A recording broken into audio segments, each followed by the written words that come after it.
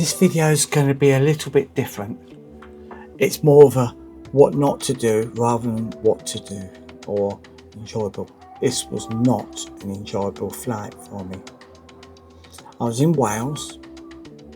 I was wanting to fly from this location here, which is an outlook. It looks more ahead.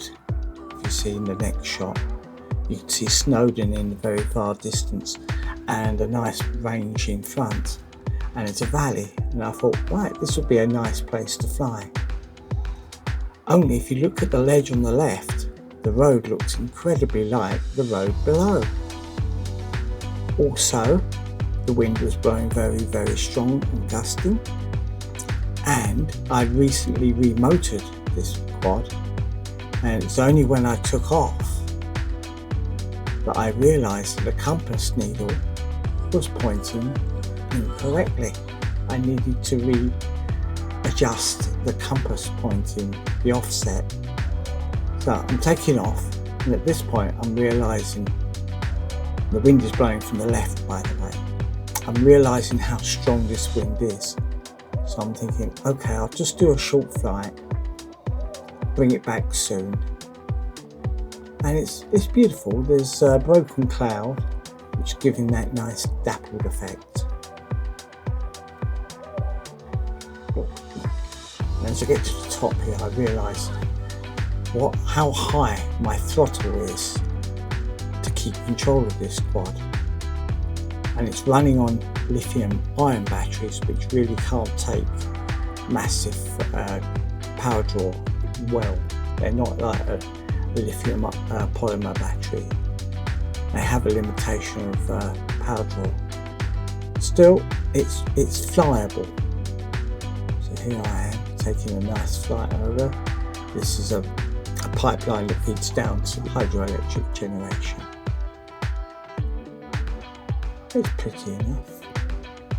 Nice little stream that also leads down to the hydro at the bottom.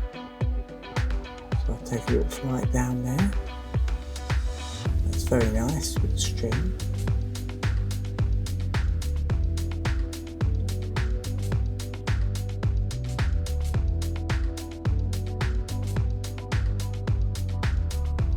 At this point I think, okay, I've got enough power. I'm draining it quite fast with a high throttle, but I think I've got enough power to take a flight up to the higher peak on the left.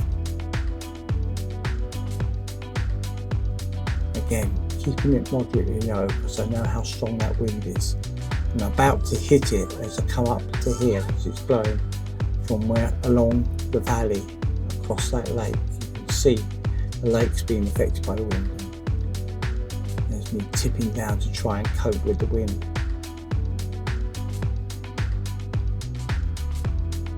Beautiful view. Let's come across here. I'm thinking, right, I'm pushing my luck going any further. I don't want to go any further here. Let's get back to land. I'm not enjoying this flight one bit. You can see how much faster I'm being blown this way.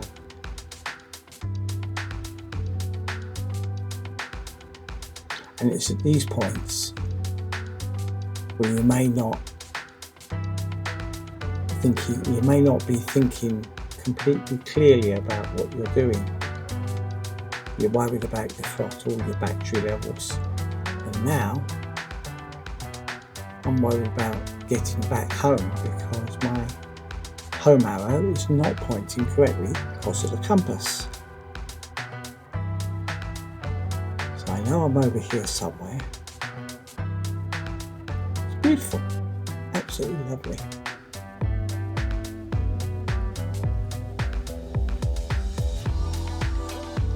I think if I follow this down,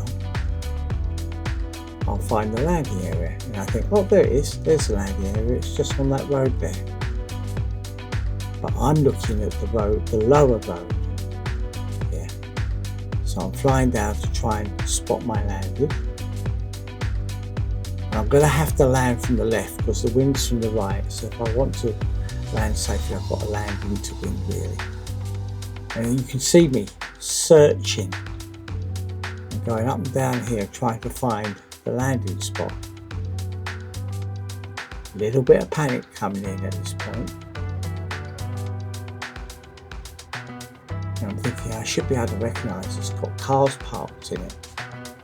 Absolutely should be able to recognise it. And it's at this point I go, it's the upper road, not the lower road. So I bring myself round to land. There it is, I'm seeing it now. Or am I? I'm actually zooming around again. I'm still panicking. I'm trying to find a decent view at least. I'm looking at the battery level. I'm thinking this isn't going to last much longer.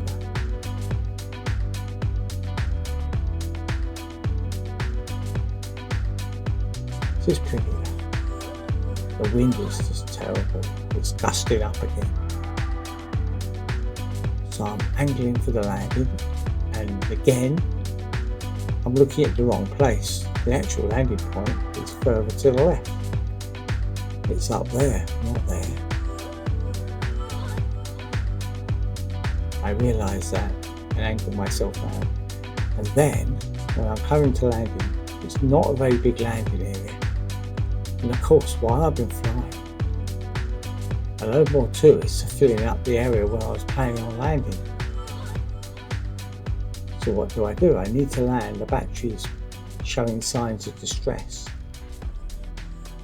So at this point, I'm just thinking, get it down safely. So rather than a nice flat area, I'm going for the area.